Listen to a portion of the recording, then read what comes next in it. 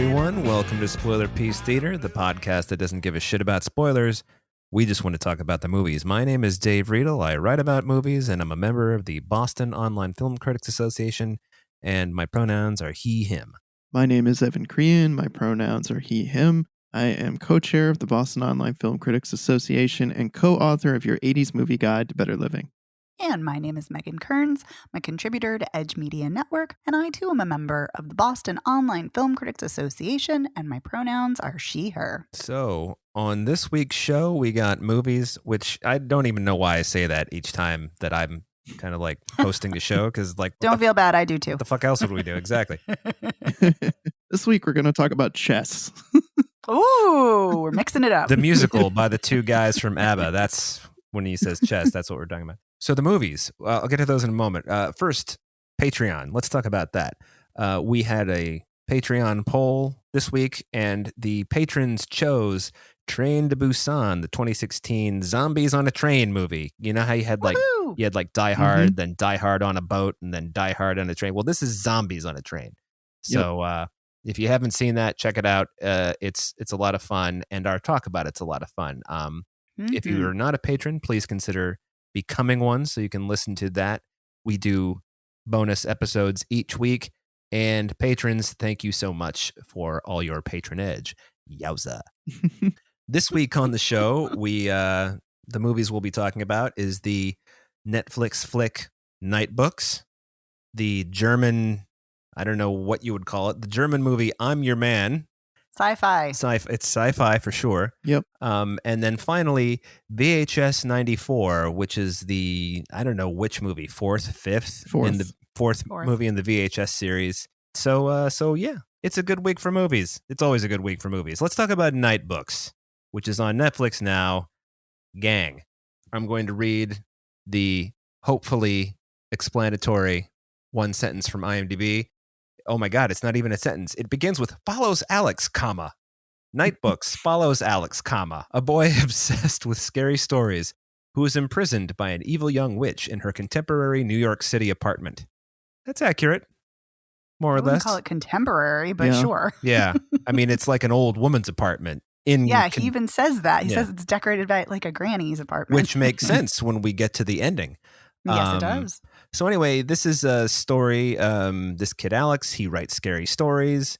It's near-ish Halloween, I think, because his birthday is around that time and nobody's come to his birthday party. We don't know that until later. So he's like, I'm not going to... And he writes scary stories. That's all he does. He watches horror movies and he writes scary stories. And then he's like, I'm not going to write horror movies, stories, and blah. And he's going to go down to the basement and throw his stories, which he puts them in a thing called Nightbooks. He's going to throw them into the incinerator, which I don't know why you would have an actual incinerator in an apartment building. You'd have like a boiler and a boiler room and things like that, but incinerator, I don't know. Anyway, as he's walking down the hallway, there's this door open and there's a TV right inside the door that's showing Evan's favorite movie of all time, or one of his favorite movies of all time. Excuse me, one of mine too. Yeah. One of Megan's too, The Lost Boys. Thank you. And there's a piece of pumpkin pie on a stool or something next to it. And now, apparently no one ever told the kids in this movie, hey, don't go into strange people's homes. and eat their food. And eat their food. But Alex is just like, well, before I burn my Nightbooks, let me go down to the old TV here and watch Edward Herman turn into a vampire and eat some pumpkin pie. He takes one bite of the pumpkin pie, passes out, and then he wakes up a prisoner in this bedroom in this witch's apartment. The witch is played by Kristen Ritter. And there's another prisoner there. The character's name I can't remember. The actor who plays her is Lydia. Yasmin, that's right. Is Lydia Jewett. And the kid, the little boy, Alex, who's what, 12, 13? I don't know how old he is. Yeah, seems middle school age. Yeah, Winslow Fagley. So anyway, it's basically these three. You know, the deal is that Kristen Ritter, the witch, wants a scary story told to her each night. She doesn't explain why, but she wants a scary story told each night. There's a big library in the apartment that she's like, all these stories have been read. So you write stories. You've got to write new stories. He's like, I don't write stories anymore. I quit writing stories. And then Yasmin's like, write some fucking stories. And Yeah. so, Yeah, don't get turned into one of the porcelain figures in the curio like the other Yeah. kids Correct. before him. yeah, that's what he does. He starts, well, he doesn't actually write any stories. He just starts reading stories that he's already written. And I should mention that Kristen Ritter, the witch, is quite the literary critic, because every time he gets to a part in the story where there's like what she considers to be an incorrect fact, she's like, no, that's not blah, blah, blah. People don't do that.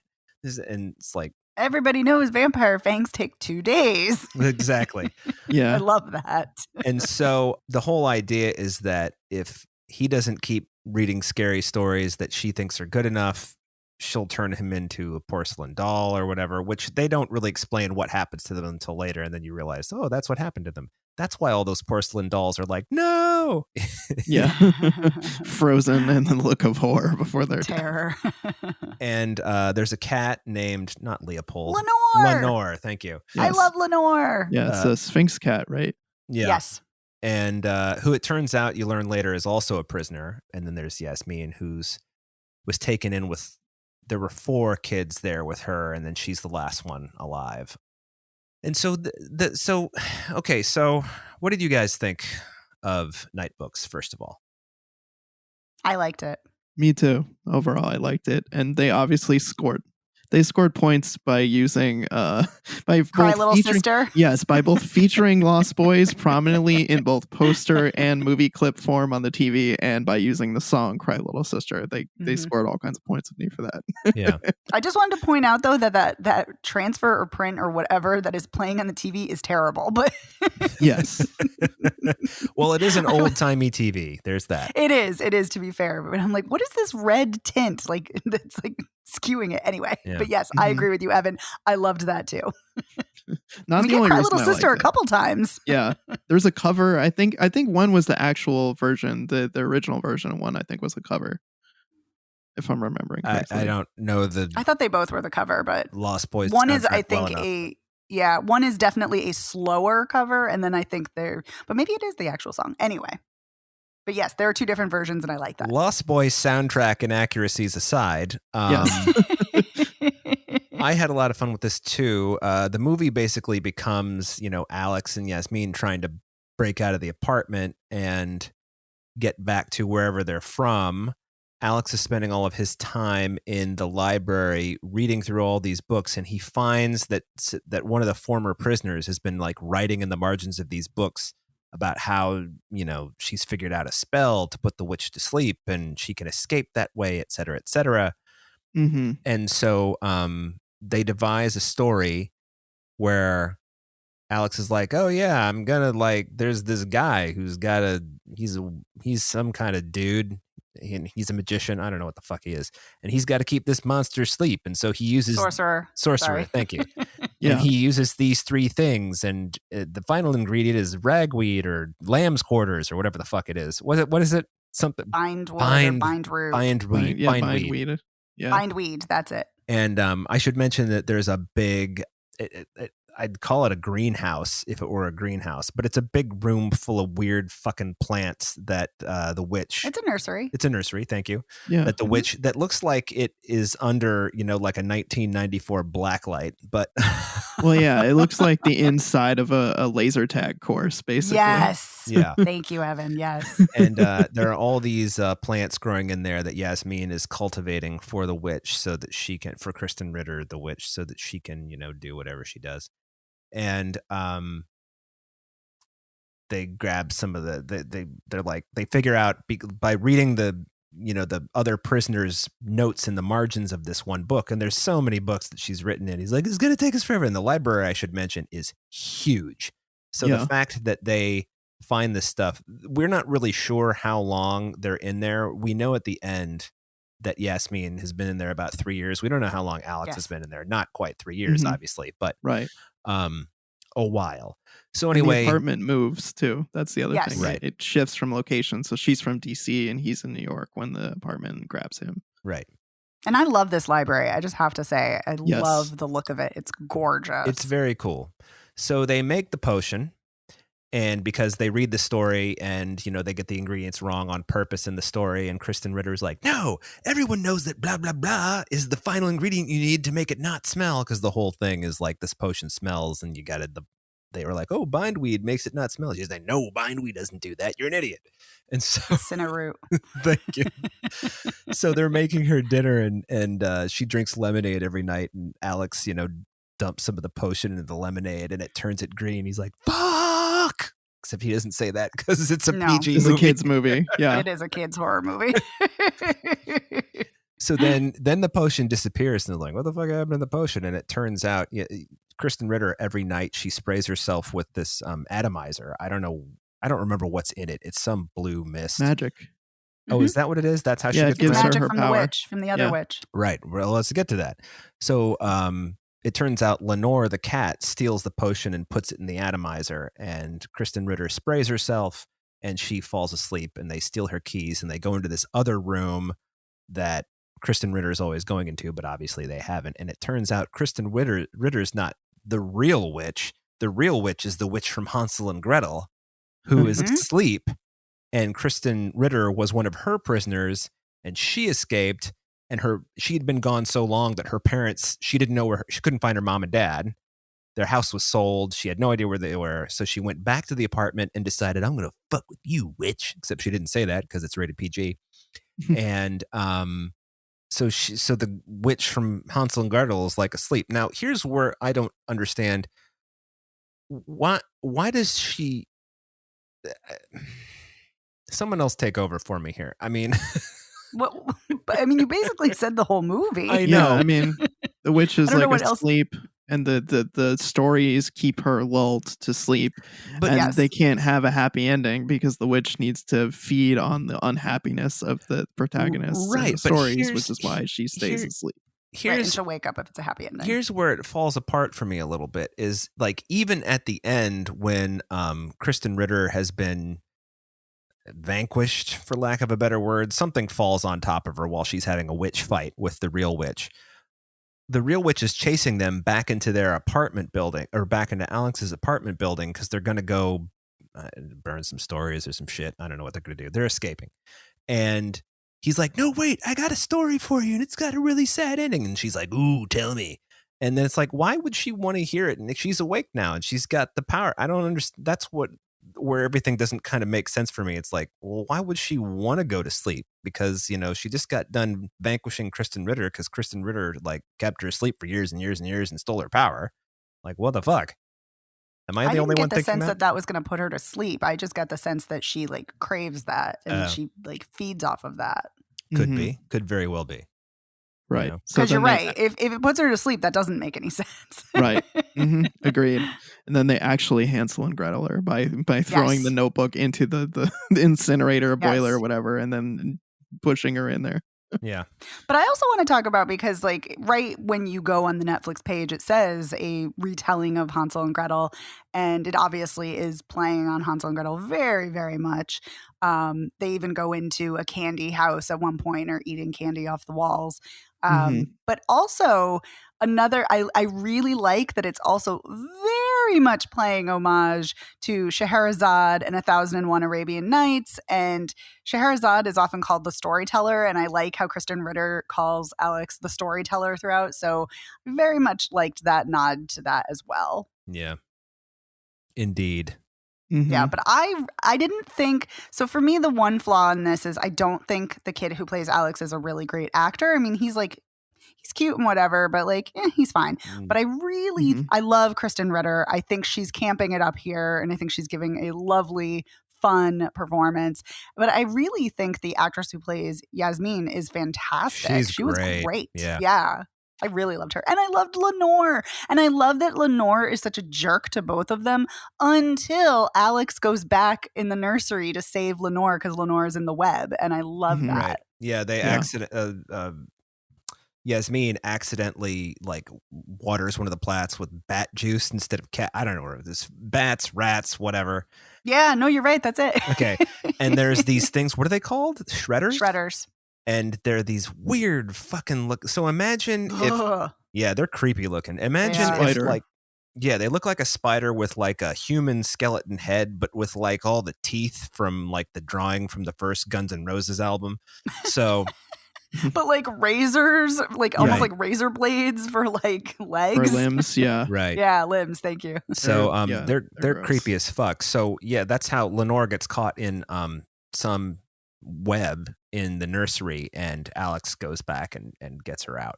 I agree with you, Megan. I think that the kid who plays Alex is just sort of so-so. Yeah. I mean, he's Fortunately. yeah, it is a little bit of a bummer. And I also like Kristen. I was not sure how I felt about Kristen Ritter. I'm like, Kristen Ritter is evil. I don't know about that.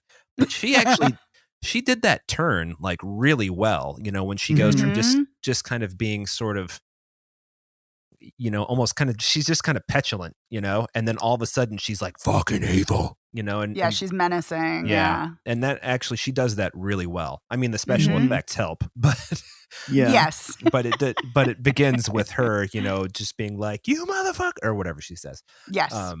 So Evan, how about you? I also enjoyed this movie. I feel like tone wise, it reminded me a lot of like a longer episode of Are You Afraid of the Dark? Oh yeah. And not, sometimes not in a great way, but I overall really did enjoy this for a few reasons. I really thought that the art direction was strong in this. I loved the blacklight nursery. I loved the interior of the apartment. I love the whole aesthetic that Kristen Ritter's character has in terms of like the things that she wears and her just like whole vibe that she had going on. The candy house looked really creepy later in the movie. I thought art direction was just great. Also, I want to point out that there's a unicorn in this movie, but the unicorn is evil. Yes. I love the evil unicorn. Well, you know, we love our bisexual lighting on the show, so we definitely get that in the unicorn scene. Yeah.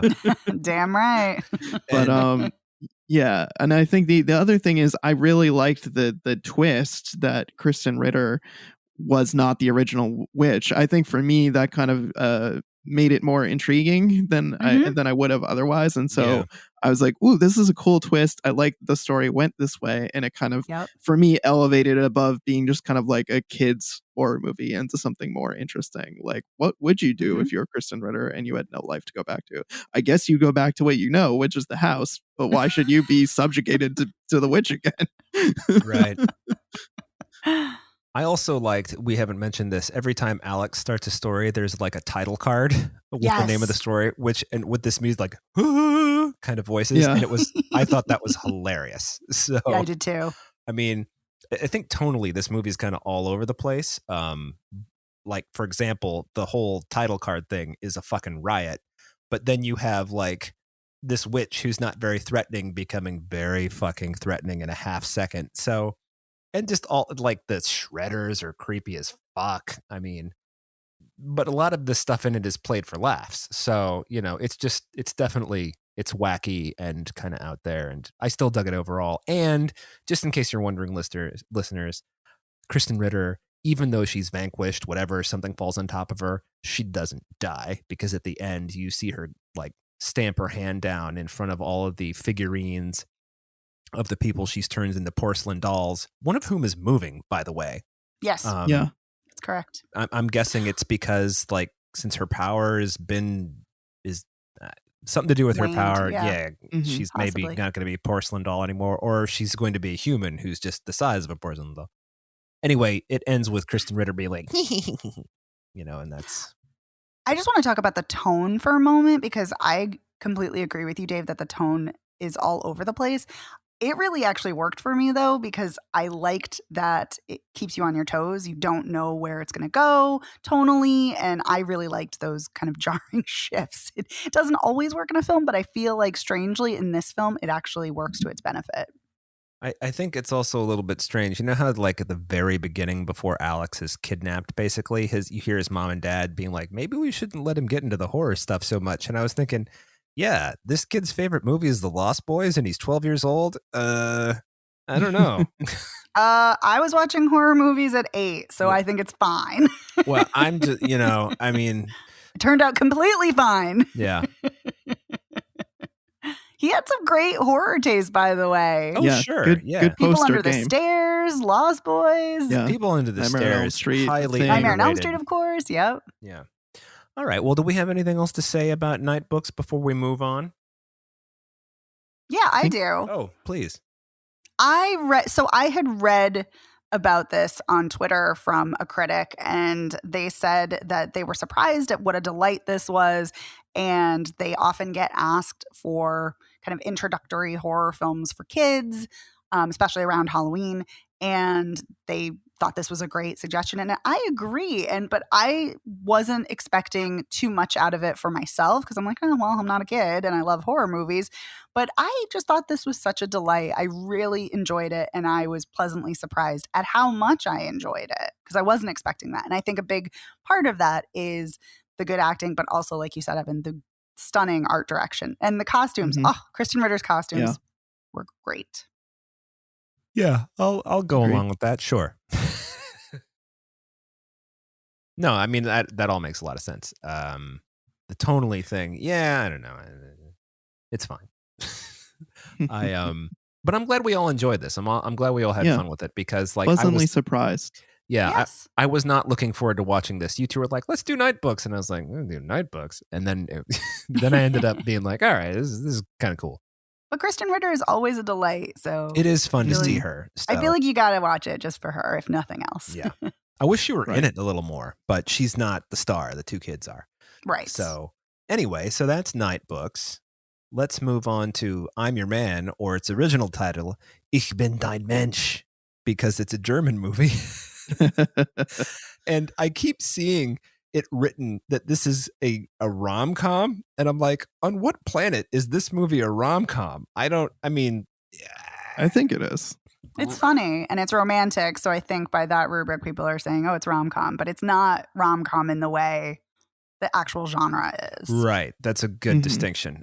Yeah. So like a romantic dramedy, if you will, but not like a rom-com. I think but it that's is a funny. better description. Oh, it is Yeah. funny. I think that Dan Stevens is a hoot in this. Anyway, He's a delight. I love him. let me give you the one sentence IMDb. In order to obtain research funds for her studies, a scientist accepts an offer to participate in an extraordinary experiment. For 3 weeks, she is to live with a humanoid robot created to make her happy. Yes, that's accurate. Mhm. It is indeed. I mean, that's right on the nose, actually. They do leave out the part that the robot is designed to have sex with you. That part they leave out. But Well, it's a romantic partner and sex is Yeah. a part of that. Yeah, so the perfect man. yeah. exactly. So anyway, so this stars Dan Stevens, who you usually see in English language movies, Mhm. and Maren Eggert, who plays Alma, the main character. And so she's a researcher. I can't remember what kind of languages she. Cuneiform. Thank you. And she has been working on this project for 3 years to prove that people were writing poetry back, before anyone thought people wrote poetry, which is a really cool idea, by the way. But Mhm. so anyway,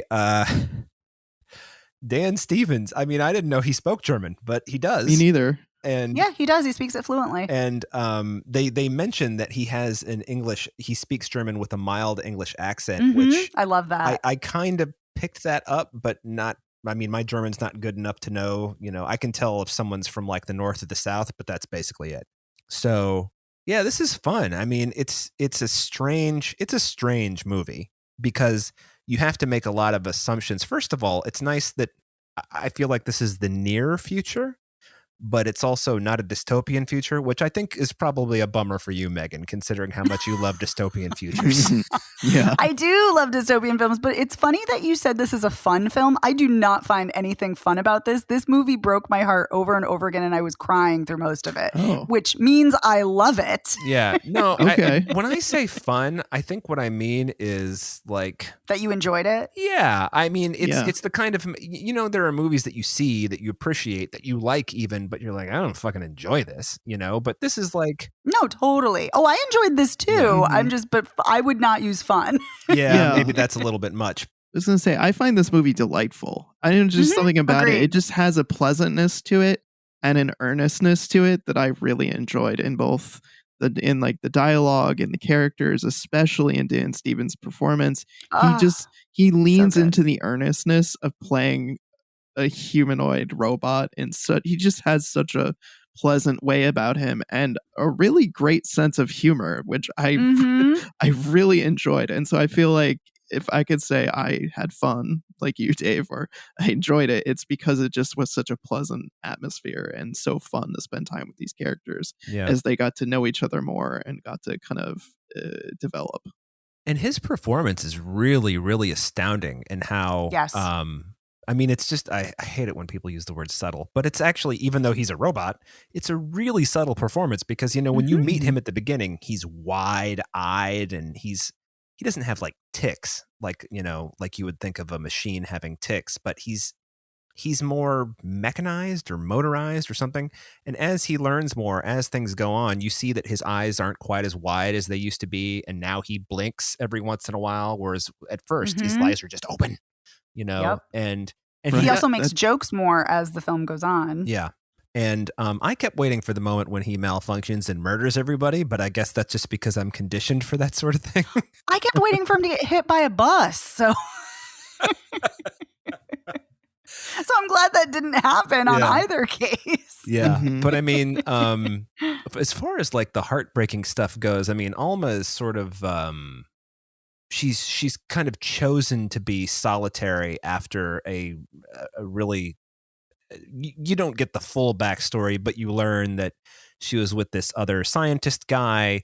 They were together for quite a while. They were going to have a kid. She had a miscarriage.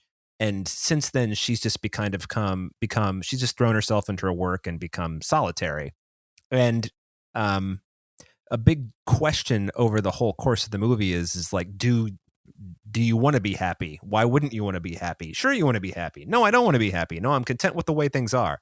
I mean, it's a big exploration of that whole thing, which I really appreciated because, you know, frankly, Alma's life doesn't seem so bad to me. But No, she's got a great life. She's got a great career. She's got friends. Highly respected. I mean, and that's yeah. the thing. There's nothing wrong with choosing to be solitary by any means. And I really appreciate that this film does not vilify her in any way, shape, or form for choosing to be solitary.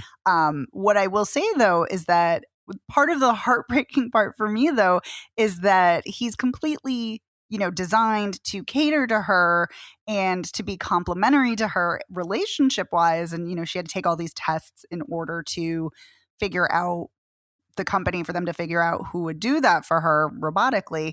And it just kind of breaks my heart because Dan Stevens is so earnest in his performance and she's consistently and continually just rebuffing him and pushing him away and saying like, this can't work. There's a gulf between us and this is fake. This isn't real. I'm talking to myself. This is just make believe. And it's so sad because she's not wrong, but it's also like, who cares? If a connection is a connection, who cares where it's coming from? Yeah. And so it's sad because you see both sides. Yeah. I mean, her character, it's a really complex character, surprisingly complex character to see in a movie in this day and age. Especially after, I'm glad the movie took this turn. You get the feeling that she's actually going to be like, oh, I do like Dan Stevens as Tom the robot being my lover. Yeah. But after they get to know each other better and she kind of lets her guard down and they end up having a great night together, the next morning she's like, fuck this shit. And it's the whole thing where she says that speech that she gives him where she's talking to herself. And I just thought, wow, this movie is not going to go the way the American version would. But it's also not just fuck this, because she's very conflicted, actually. Yes. Because she keeps going back and forth, which I think speaks to what we're all saying about the complexity and the layers to this film, which I think elevates it and makes it so fantastic. Yeah. And I also thought it was really telling, that scene where she bumps into one of the other test subjects. Yes. That she saw at the beginning of the movie. There's this like fake bar that she goes to meet Tom, and there's another real person in there talking with a robot, and then she bumps into them later on the street and he's like, oh, I recognize you from the thing, how's it going with your robot? And she's like, duh. She doesn't really say anything, and he's like, this is the best thing that's ever happened to me, holy shit. Oh, that broke my heart. I know. And hearing about how like people just don't like the way I look and I always say the wrong thing, and I'm like, dude, don't be so fucking hard on yourself. But you know, but he is like thrilled He's like, I'm going to Mhm. see if they'll let me like work out a plan where I can keep her. And it's like, you know what? Why not, man? If it to your point, Megan, if Right? it's working for you, if there's a connection, rock and roll. Exactly. I also like that this movie just sort of, at first I thought, hey, these robots, this is a brand new thing. There's the love part is new, yes. But you have to make the assumption that there are just robots. In this Germany of the near future, there are robots, and you may not know they're robots, as we don't Right. know that the I don't know what you would call her, the liaison between between the company and Alma, whose character's name I don't remember, played by Sandra Hüller, because there's an umlaut. Turns out she's a robot. Weird. I was not expecting that. And Alma's being so terrible. She's like, "What are you, stupid, or are you just a robot?" And then she stops and she's like, I love that scene. "Wait a minute, you're a robot." And she's like, "Yeah, I'm a robot." Well, but then she asks Tom too, "Is she a robot?" And he has to pause, and he's not Yes. answering. He's like, "Oh, she is, isn't she?" Yeah. By the way, she is great in Tony Erdmann. I really like her in that. Yeah. So, yeah, I think this is just so I really had a good time with this.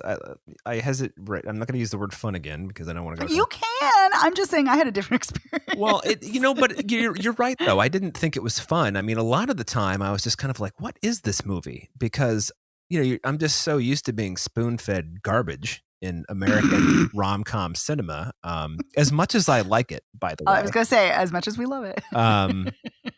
But it was nice to see. I mean, even the robot is complex. Even Tom, is complex. Yeah. I love he that surprises scene. you. Yeah. Yes, like I love when she leaves the apartment and he's like at night and he's looking for her and he like goes to her favorite bar and he's like wandering the streets and then he goes to her work and he's staring at a statue and like observing the statue. And then I love that scene. I love when she finds out about her research, when he says that there's another research paper that was done in Brazil that's like the same thesis, and she's like breaks down because she's so distraught that she's spent all these years on this work and somebody else has already published the same thesis.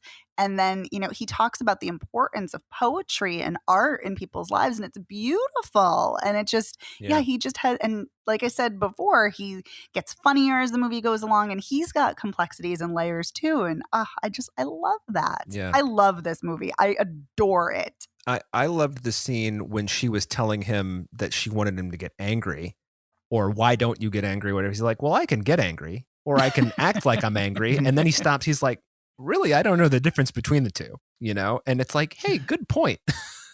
That's actually kind of an interesting thing to say, robot. I'm with you on that one. Or when he would pivot and do something that you wouldn't expect him to do. Like his purpose is to be the perfect partner and to please her, but when she's drunk and she wants to hook up with him, he's like, no, that's not a good, that's just, trust me, this is not a good time for this. Yeah. I love that. Yeah.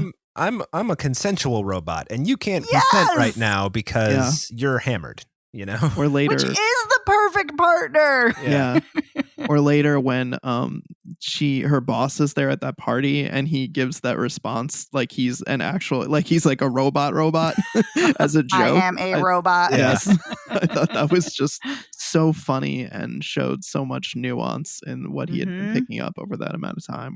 The scene where he's in the woods with the deer and the deer almost come to him because he doesn't smell like a human, or he doesn't, whatever. Right.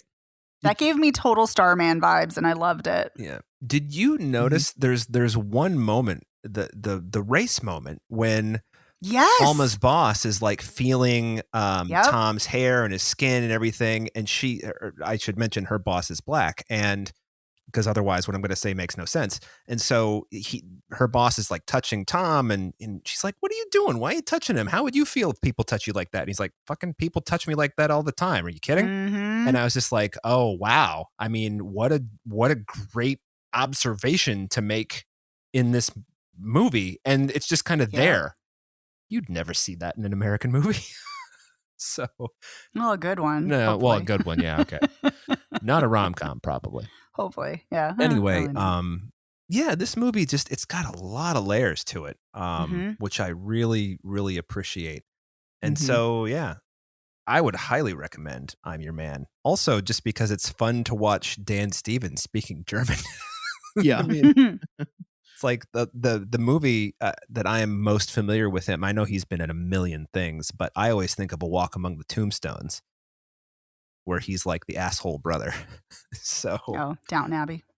Downton Abbey, yeah. See, I've never seen Downton Abbey, so You're not missing anything, but he was great on it.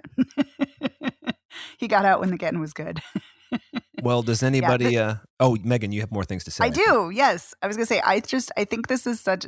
This is directed and co-written by Maria Schrader, and I think this is such an incredibly sharply written, very deep film. I love what it's exploring in relationships and kind of these existential crises, and I love it. It's so good. But yeah, I think the performances are spot on. The writing is great. Mm-hmm. This is just such a lovely film. Yeah, all around, I think really good, and I also would highly recommend it. It was delightful, and I don't know. I'd seen Maria Schrader has directed a few episodes of the show Unorthodox that was on Netflix, and I feel like that is also an emotionally complex show with layers of people of the main character kind of like having a lot to sort through, and so I feel like that's definitely a strength here. And as we've talked about many times in reference to sci-fi, it's always good when you keep it narrow, like just zero in on something that's like a universal human emotion or thought, and you don't have to go crazy with special effects. You can tell a really great story with a narrow premise that is sci-fi.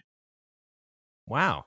Yeah, I was like the special effects are very minimal because it's only when she is when Alma's touching the holograms. Right. Which I think is a really smart choice to not have a big, like you guys were just saying, narrow focus. Yeah, I think it works really well to its benefit. And, this is a film I feel like I'm going to be thinking about, contemplating, ruminating for a long time. Well, and it's also nice to see a science fiction, because it is science fiction, but to see a science fiction film that doesn't take place like in space. It's just like, here's the science and here's the fiction. Oh, it's Earth. It's Germany, in fact. Somewhere we've probably been, maybe some of us, I don't know. Well, then, let's move on to our final movie of the evening. We have VHS 94, the fourth VHS film in the VHS series. If you're familiar with the VHS movies, they're found footage movies, they're anthology movies, and they're hit or miss in my experience. Mm-hmm. And I think how many stories are in this one? Oh, there's a wraparound, because they always have a wraparound, and there are 3 or 4 other stories. 4. Okay. So you got the wraparound, which is the SWAT team investigating. I'm not really sure what they're investigating, a cult. They think they're there on a drug raid. Yeah. Right. Mm-hmm. Right. And then there are, help me out here, because I'm going to just get this out of the way. I didn't enjoy this enough to really remember a lot of this stuff. The Empty Wake, that's one of them. It's this woman she's supposed to be, running a wake, exactly what you think it is. During a storm where no one is coming. Right. Then there's a movie. The one person. And these all take place in 94. Right. Too. These all take place in 1994. There's The Subject, which is about this mad scientist guy who's putting together these weird bioweapons out of people, and and then the other 3 are called Holy Hell, Terror, and Storm Drain, and I can't tell. I don't know which one is which. So Holy Hell is the wraparound story. Okay, thank you. Storm Drain is with the TV reporter and the cameraman who goes in for Ratman. See, I completely forgot that was even a story. Yeah. And then Terror is the last one, which I had. Yeah. With the guys who are like the militia. The MAGA guys. Lord. Yeah. Yes, MAGAs, thank you. Yeah. So anyway, I didn't really, the thing that I liked about the wraparound story was that it turns out that, it was a cult run by women who were like, we're the final girls and, whatever. I thought, all right, that's different. See, I didn't care for that part. And Me neither. That's the thing. I've seen 3 out of 4 of these VHS movies, and when they first came out on the scene, I really enjoyed VHS and VHS 2. I love the premise. I love horror anthologies, and yeah, they're almost always a mixed bag where some segments are much stronger than others. But I feel like this one I didn't care about the wraparound story. We could have literally, in the end, I didn't care about it. And we could have literally just been as simple, I think it's the first one, where someone just finds a pile of tapes and just starts watching some of the tapes. Yeah. Because that, to me, is not the interesting thing. The interesting thing is different horror directors telling their little vignettes. Yes. Right.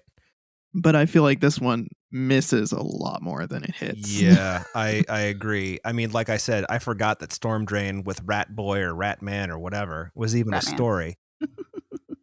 I did appreciate that when I don't even what happens to her. She's drooled on by the Rat Man, and then so she can It's like some kind of spit acid or Rat something. Man poison, you know. And there's a religious cult angle to it. Well, all of these have cult angles to them, except for the test subject one. Right. And so, and that one was like, I thought that one, for example, had interesting moments, but it was so fucking long. It was brutal. Yeah. I- But also just like gross. I think a bunch of these don't use their time very effectively. Like the Wake one, it took forever to get to what you knew was going to come. Yeah. And then when it did, you're like, we barely spent any time and now it's over. Yeah. Exactly. Wow, I think I'm actually going to be defending this film more than Wow. Please do. I'm kind of shocked. So I was surprised because Simon Barrett did The Empty Wake and I did not like Seance at all. But I actually liked The Empty Wake and I liked that it took its time. I like you obviously know that the body's going to come out because the coffin keeps moving. But the fact that the power goes out and then comes back and it's taking its time, I don't know. I kind of appreciated it. And I liked the camera work in that section. Yeah, good camera work.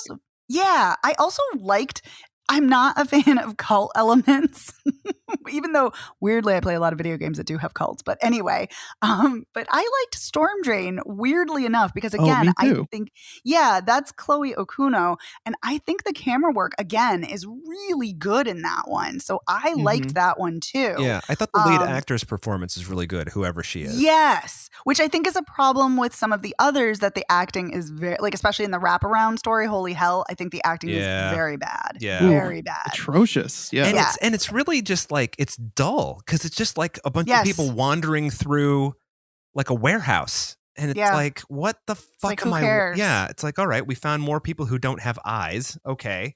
You know, great. Yeah. But I did actually, even though it kind of broke my heart and I was kind of like, this, I feel like should have been the last one because once it was over, I'm like, I'm done here.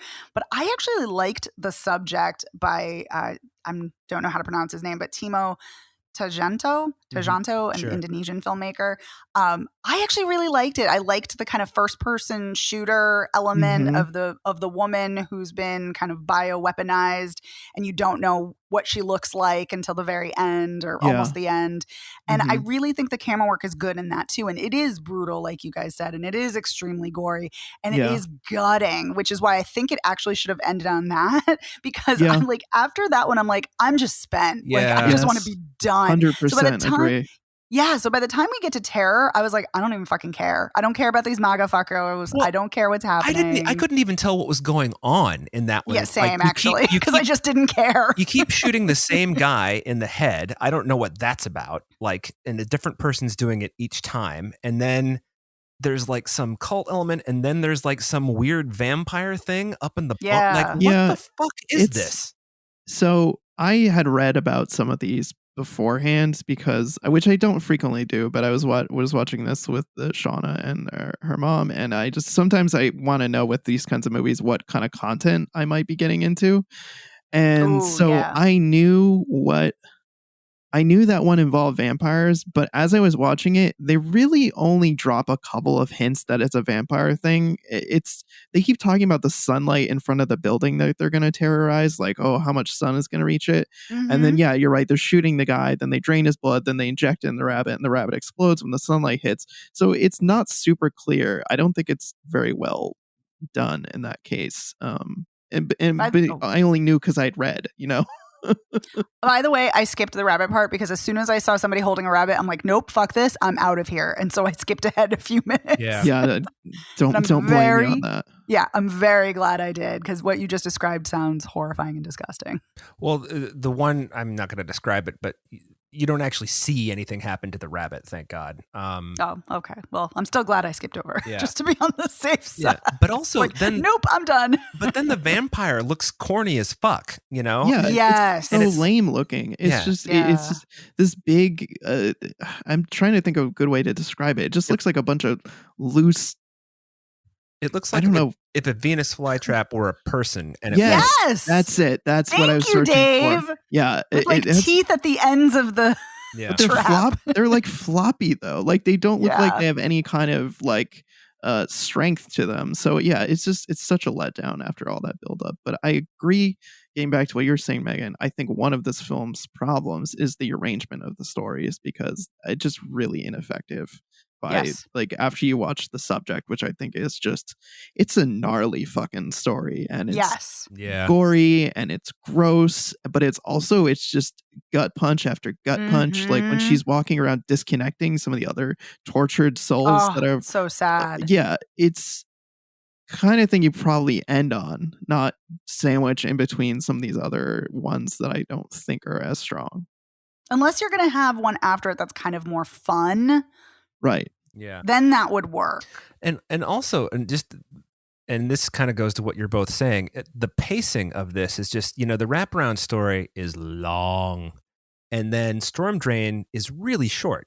Like Storm Drain is short, and help me out here, Terror, rather The Empty Wake, that one's pretty short.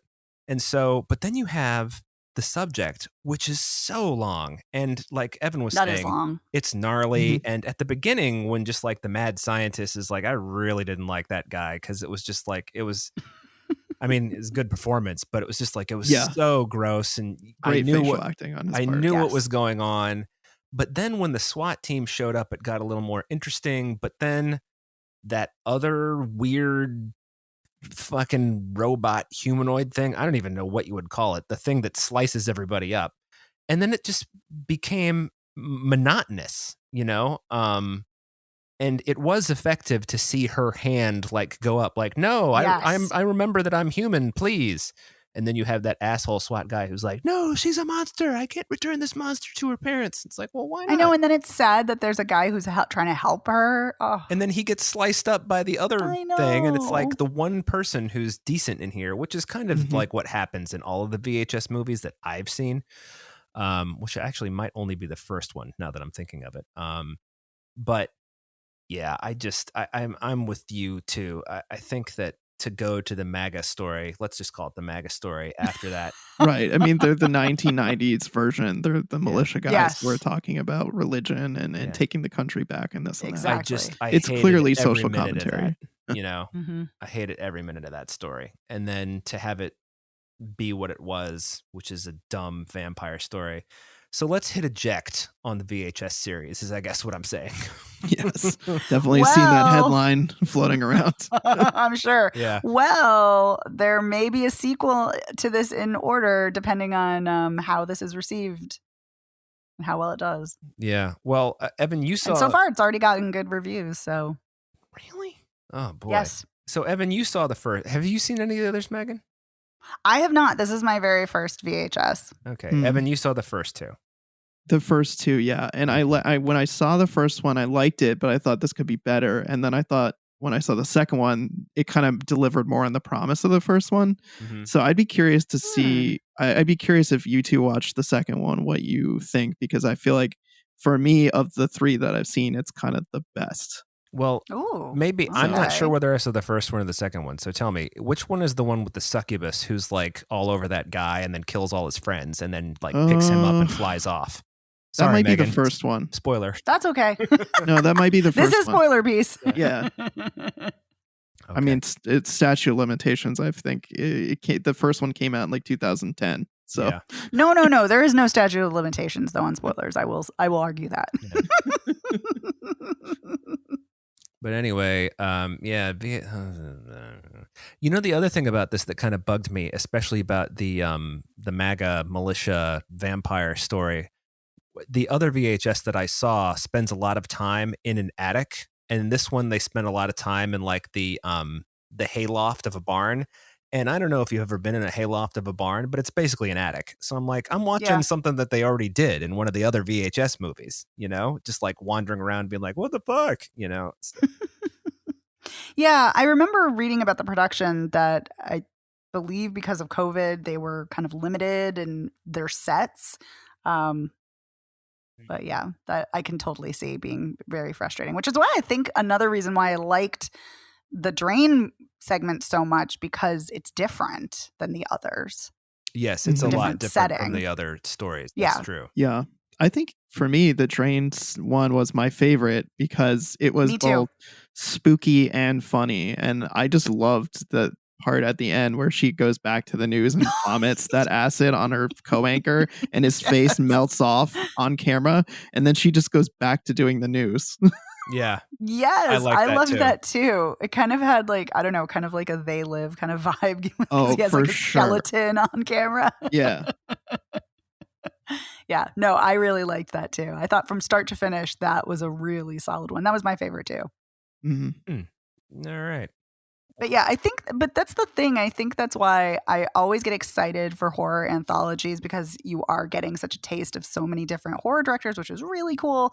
But then they always have the issue, or at least the ones I've seen, that there's always kind of a mixed bag. Like there's always, it's very rare to find one where they're all like stellar. I can think Yeah. of one where I don't know if stellar is the right word, but they're all Ooh, good. Trick or I'm Treat. intrigued. Trick or Treat. The Oh, I haven't seen it. Done. Me neither. Okay. Yeah, the Halloween movie with Brian Cox and Anna Paquin and Yep. No, I know exactly Yeah. what you're talking about. That's been on Mhm. my list for a while. I'm in. Yeah. Done. Yeah. Okay. hey, and it's October, so perfect. Sweet. Exactly. It's perfect timing. Uh-huh. Yeah, I mean, yeah, even some of my favorites, like I love Creepshow, but all sketches in that one are not Me equal. too. I love Creepshow too, but I skip the crate every time. Oh, see, I love the crate. Oh, it's so fucking long. It's so long. It is long. I love the Leslie I love Nielsen Creepshow one. 1 and Creepshow 2. They're both fantastic. I love them. Haven't seen the sequels, just seen the first one. Oh, you have to see the second one. I own them weirdly because That's funny. my best friend got them for me as a birthday present. But anyway, that's I cool. digress. Have Yeah, because either we of used to you- watch them all the time. Nice. Have either of you seen Southbound? Because that one is an anthology, but I think what's interesting about the gimmick there is that the stories all bleed into each other. Oh, So I like they all that. kind and I of have not. like, yeah, they all kind of like follow, like one crashes into the other, essentially, to use a car metaphor, since we're talking about going southbound. So it's Slacker, but a horror movie. Got it. Okay. Well, Oh, and it has David Bruckner again, and I loved Night House, so yeah, I'm in on that. yeah. Well, Ooh, okay. and Roxanne Benjamin. Okay, Well, all right. Well, since we've kind of devolved into talking about other horror anthology movies, maybe we should wrap up VHS 94. Anybody have any for closing sure. thoughts? For sure. Okay. Closing thoughts on VHS 94, going once, going twice, and sold to no one. Okay. So that Hail is Hail Rama. I'm gonna not spoil that, but you can probably guess. So Nice, Evan. that's another episode of Spoiler Piece Theater. Let's do a little recap. Nightbooks, which is on Netflix as we speak. Gang, yay or nay? Yay. Yay. Yay. That's 3 yays. Number 2, I'm Your Man. It's in theaters right now. It'll be on demand on October 12th. Yay or nay? Oh my God, yes. Emphatic yay. Yay. Yes. All right. And then VHS 94 premieres on Shudder on October 6th. Yay or nay, gang? Nay. So I'm gonna say yes, because I liked 3 of the 5, so I'm gonna say yes. I'm going to go with nay, I think. So, Fair enough. yeah. Yeah, I would just watch those 3. You don't need to watch the Yeah. Yeah, You can skip That's around. a great thing. You can skip. It's a fucking anthology movie. exactly. And it's not like they're all related. So there you go. But that's what's weird is they're supposed to be, but they're not. Anyway. Yeah. Mm-hmm. Yeah. Yeah. So there you go. That's the movies for this week. So we wanted to say thank you, as always, to our editor, Otto Clamor. Thank you, Otto, for taking the heavy lifting out of our hands and doing it for us and making us sound good in the process. If you want to, Thanks, Otto. thanks, Otto. Thank you. If you want to listen to Spoiler Piece regularly, you can find us anywhere that you get podcasts. You can find us on our website, that's spoilerpiece.com. You can find us on social media. We're Spoiler Piece Theater on Facebook, at Spoiler Piece on Twitter, Instagram, and Letterboxd. If you wanted to get in touch with us and be like, no, actually, VHS 94 is the best of the VHS series, and Dave, you're a jerk, you can email us, spoilerpiece@gmail.com, or you can give us a call at 862-21-PIECE. And you can leave us a voicemail and tell us, no, Nightbooks is terrible. What's wrong with you three? Meh.